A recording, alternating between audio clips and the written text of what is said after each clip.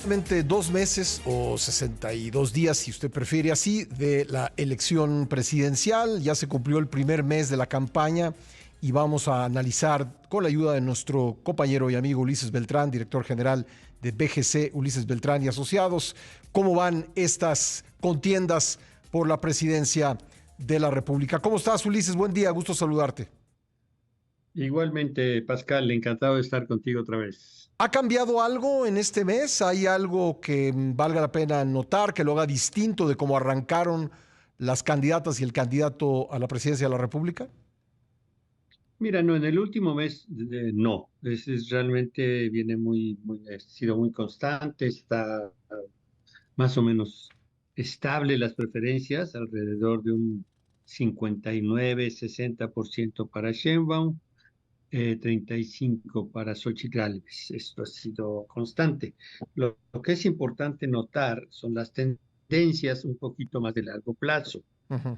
Si ves cualquier gráfica que tenga, que siga las preferencias en un plazo más o menos grande, pues lo que es obvio es una tendencia a la baja en el caso de las preferencias por Claudia Sheinbaum y a la alza para Xochitl Gálvez.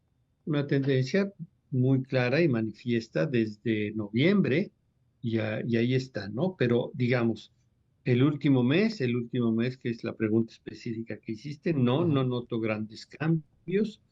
58-62% por Claudia Sheinbaum, 33-35 para Xochitl Gálvez.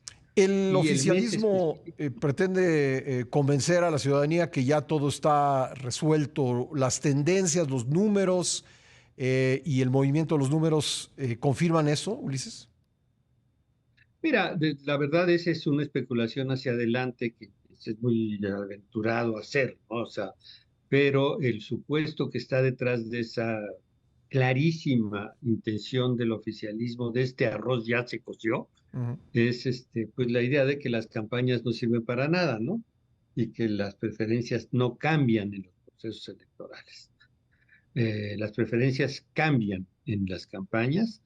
El efecto de la publicidad evidentemente tiene un efecto como tal entre las personas y ¿de qué sentido van a ser? Pueden ocurrir cosas, puede cambiar mucha gente, pero en un proceso, pues, si no de suma cero, cercano a suma cero. Quiero decir, algunos cambian en un sentido, otros en el otro, y entonces, aunque cambien las preferencias agregadas se mantienen más o menos estables.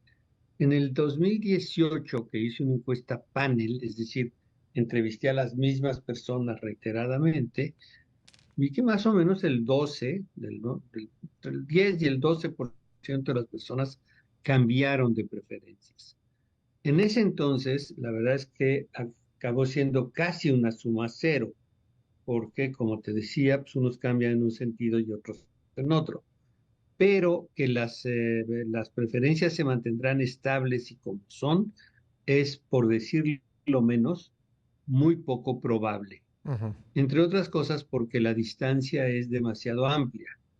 Está las preferencias por la candidata de Morena, incluso por encima de las que obtuvo eh, a López Obrador en su elección presidencial. Entonces me parece muy poco probable que este casi 2-1 se sostenga y esperemos que en efecto que las campañas cumplan con su propósito de hacer ver a las personas de manera más informada sus preferencias electorales. Ulises, me queda un minuto en este bloque. Te pediría después que te quedes con nosotros para seguir platicando, pero ¿puedes hacerme un comentario breve sobre Jorge Álvarez Maínez? Pues bueno, ahí está muy pequeño, varía, empezó obviamente, como siempre, hay un poquito alto, pero no creo que se mueva más allá del 5% a nivel agregado a lo largo de la campaña y mucho menos al final. ¿Ves a sus simpatizantes, a quienes pensaban votar por MC, abandonando esa preferencia y yéndose hacia alguna de las dos candidatas? Bueno, como siempre, aquí hay una postulación, hay un cierto entusiasmo cierta duda, no sé cómo llamarle, y obtienes preferencias ligeramente más altas de lo que después se ajusta. Ujú. Pero yo creo que está dentro de los rangos esperados para una candidatura de ese partido, Muy bien. que es cuando le va muy bien, 5%, 7%. Si bien le va, si muy bien le va. Estamos conversando con Ulises Beltrán sobre las campañas electorales que ya cumplieron su primer mes y quedan 2 meses por delante de prácticamente números redondos de proselitismo. Ulises, lo siguiente que viene en esta campaña electoral, digamos que es de relevancia, que vale la pena comentar, es el primer debate de los candidatos presidenciales. ¿Tendrá alguna posibilidad este debate de incidir en las preferencias, de marcar tendencia, de acelerar la tendencia de la que nos estabas hablando o bien de detenerla? ¿Cómo ves el resultado de este primer encuentro de los candidatos? Mira, digamos, la literatura al respecto en muchos lugares del mundo incluso muestra que los debates tienen un efecto inmediato pobre, es decir, no modifican tendencias, digo, salvo que haya un evento muy grande, muy espectacular o algo así, ¿no? Pero así, digamos, en lo inmediato casi te puedo asegurar que no se notará ese efecto, eh, porque así es, o sea, es muy poca gente la que los Ujú. atiende, la poca Incluyendo el gente que los... postdebate, ¿verdad? Bueno, ahí es donde depende de precisamente si las estrategias de medios de los distintos candidatos se manejan adecuadamente, es el que hay que ganar, el postdebate, no tanto el debate, ¿no? Y es donde si tienen una buena estrategia y logra transmitir un mensaje central convincente, el que viene abajo o el otro consolida su mensaje como el más atractivo, es posible que sí tenga el mediano plazo, por mediano plazo quiero decir pues, 7 a 10 días, ¿no? Una efecto, ¿no? Ujú. Ahora, este efecto, si lo que vemos es una tendencia hacia el acercamiento de las dos preferencias, pues es posible que se acelere un poco y entonces pues se mueva más hacia una elección más, como puede esperarse, más cercanas las preferencias entre el primer y el segundo lugar. Pero para quien sería más valioso, sin lugar a duda, es para Xochitl Gálvez, porque pues evidentemente todavía tiene algunos problemas de imagen, todavía persiste algún desconocimiento de su candidatura y de su persona, y sobre todo de su mensaje central. Entonces, pues sí, ahí si algo ocurriría es probablemente acelerar el acercamiento de las preferencias entre las dos candidatas principales, pero no inmediatamente, eso sí te lo puedo asegurar. Bueno, ahora hay que tomar en cuenta que es un debate de tres, no de dos, y probablemente la participación del tercer candidato pudiera influir en algún sentido o será intrascendente. Bueno, depende, solo que de plano se asociara su mensaje a alguno de los dos. Quiero Sí. decir, si de plano tal que es lo más probable que pase. Es decir, finalmente hay dos candidatas dos candidatos de oposición contra la continuidad. Ujú. Y evidentemente supongo que los dos candidatos de oposición pues, tendrán un mensaje común. Tenemos que cambiar, ¿no? Entonces, si lo articula muy bien y se junta y si contribuye a la conveniencia, a la percepción de que es conveniente cambiar de rumbo, pues sí, podría tener una influencia adicional y sí contribuir a la candidatura de Xochitl Gálvez. Ujú. Difícilmente a la propia, como decía al final de la sección anterior, pero ya así unificado. Es decir, esto es una elección como todas, pero en este caso muy agudizada, la percepción de continuidad o cambio y si la conveniencia del cambio prevalece entre los dos candidatos de oposición y convence, pues es probable que sí, en ese sentido, este pequeño candidato contribuya de alguna manera Ujú. a beneficiar pues, el mensaje de cambio. ¿no? Ahora, ¿qué papel juega el presidente López Obrador, quien evidentemente se ha involucrado mucho en esta contienda, incluso más allá de lo que permite la ley? ¿Sientes que la suerte de la candidata oficialista está atada al presidente López Obrador? Es decir, si al presidente le va bien, a ella le irá bien y viceversa.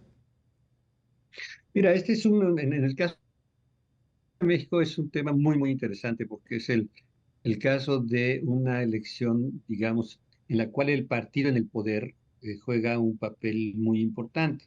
Cuando hay reelección, pues es evidente, ¿no? Es el incumbent, como se llama en inglés, Ujú. pues tiene una ventaja, siempre, ¿no? En este caso, esta ventaja es muy importante, sobre todo porque ciertamente consolida la preferencia por la candidata de su partido. Entonces, sí, ese juega un papel muy relevante. Si estuviera más abajo su preferencia, si tuviera problemas, si hubiera alguna dificultad, si tuviera una aprobación notablemente menor, pues sí, el partido en el poder estaría en mayor problema. Pero en este caso, pues no, es evidentemente contribuye, pero básicamente a sostener las preferencias de sus propios aliados. Ujú. Digo, estoy haciendo un artículo más o menos académico. La probabilidad de que alguien vote que es de Morena y vote otra vez por Morena, si está de acuerdo con el presidente, pues es muy alta, ¿no? Entonces sí, es, digamos, una parte central, pues resumiendo, de la preferencia por Morena. Ya. De ahí a que tenga un efecto hacia los demás, no, no es muy relevante en este caso, salvo porque es parte del mensaje cambiar o no cambiar. Me queda un minuto preguntarte por último, alguien que votó por Andrés Manuel López Obrador en 2018, ¿cuál es la posibilidad de que vote por Claudia Sheinbaum y cuál es la posibilidad de que vote por Xochitl Gálvez? Yo creo que se distribuye igual que el resto de la población, es decir, que no hay la idea del arrepentimiento generalizado entre algunos sectores, pues sí, sí ocurre, pero muy concentrado en una clase media, diría yo, media alta. Ujú. Ahí sí, sobre todo, la variable educación juega un papel muy importante en esto. O sea, la población más educada ciertamente es la población que está más, pues, decepcionada con su voto pasado, ¿no? Entonces, pero no es algo generalizado, se distribuye, diría yo, igual que el resto de la población, salvo en esta clase media, media alta, educada sobre todo, en la cual la expresión de decepción sí es Ujú. manifiesta y sí es muy generalizada. Pues muy bien, Ulises, interesante. Te agradezco mucho que me hayas tomado la llamada. Como siempre, que con mucho gusto, Pascal, un saludo. Un abrazo, gracias. Ulises Beltrán, director general de BGC Ulises Beltrán y Asociados.